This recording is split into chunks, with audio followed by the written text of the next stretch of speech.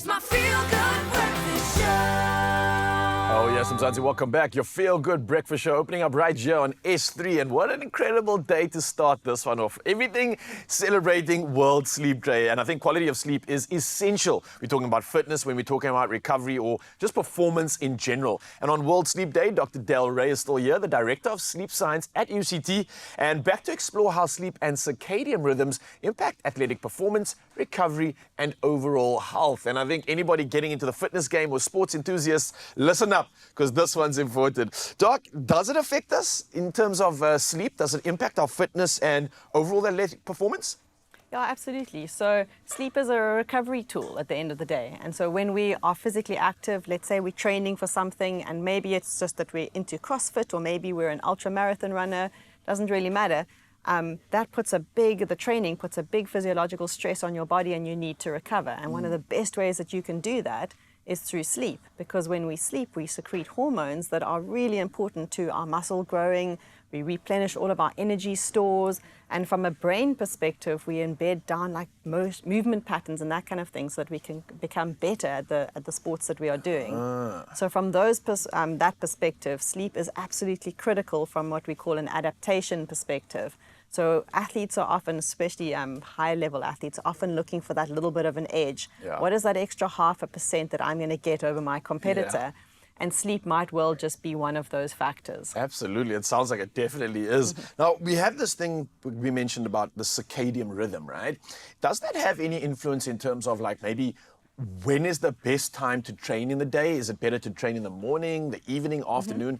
Does that have any effect on like capitalizing on that moment? Totally. So your circadian rhythms are your body's 24-hour rhythms or 24-hour clock. So your body actually can tell the time. Every cell can tell the time in your body.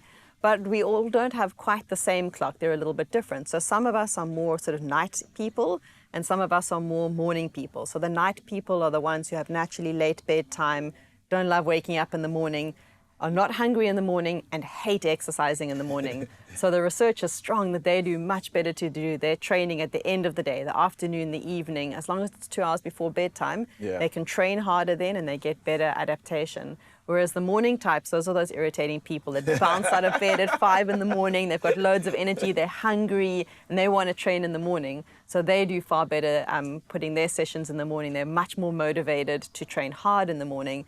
Whereas at the end of the day, they're cooked, and they can think of nothing worse than having to put on their gym clothes. That makes sense. I kind of feel like I'm a blend of both. I want to go to bed later and wake up early. Is there such a thing for me? Yeah, that would be the neither type in the middle.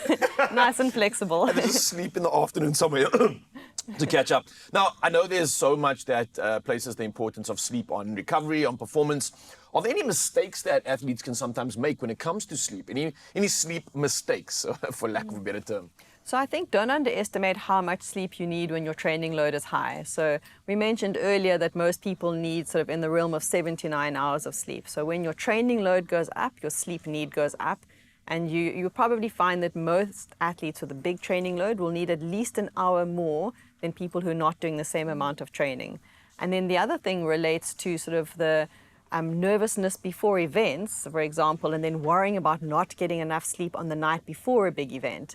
And what we like to think of there is you can be slightly sleep deprived from a nervous night and wake up and actually have the match of your life or the run of your life. You can actually do really well because your body is designed to deal with that kind of stress. So rather what we suggest to athletes is that in the week leading up to a big event or something that's important to you, rather bank your sleep there. So make sure that you don't go in sleep deprived. Extend your sleep a little bit each night so that it doesn't really matter if you have that bad night of sleep before the event. That's a great tip, because not only athletes, but when I chat to some of the artists or people that are debuting on live TV for the first time, they have that similar angst. Yeah. I didn't sleep so well the night before. I'm rough, I'm tired, but yet they come out here and absolutely slay their performance. So this definitely does make sense. Any practical tips, I think, with regards to, we mentioned it earlier, but for athletes especially, just to prioritize and capitalize on this thing called sleep. What sort of tips do you have for them just to make this really efficient and they have that efficacy quite high? Yeah, I think the hardest thing for athletes is actually just to carve out enough time to sleep and making sure that it's a priority, but importantly without becoming obsessed about it. Because if you become obsessed with something, then often it can turn around and become something that becomes really difficult. So making sure that there's enough time to sleep, Sleeping in sync with your clock. So if you're a morning person, have an early bedtime, wake Yeah. up early, train early, job done. Play to your strengths. Yeah, most athletes will actually need to nap if they've got a really big training load as well, and that's absolutely fine. A little bit of a nap in the afternoon can really help with their recovery. And then to make sure that they're fueled enough during the daytime so that they don't get hungry at night, because very often athletes with a massive training load will get really hungry at nighttime and they'll want to wake up to eat, which is not a Yeah. great habit. Yeah, I felt that many a time before. But Doc, thank you so much for sharing all your wisdom and advice with us. Anybody that wants to reach out to you, how can they do so? Get you online? Yeah, have a look at Sleep Science. We're on Instagram or on www.sleepscience.co.za is our website. Oh, Doc, thank you. You are absolutely perfect. And here's to hoping that you, Mzansi, get a perfect sleep. And if not, maybe this next little recipe can do just that.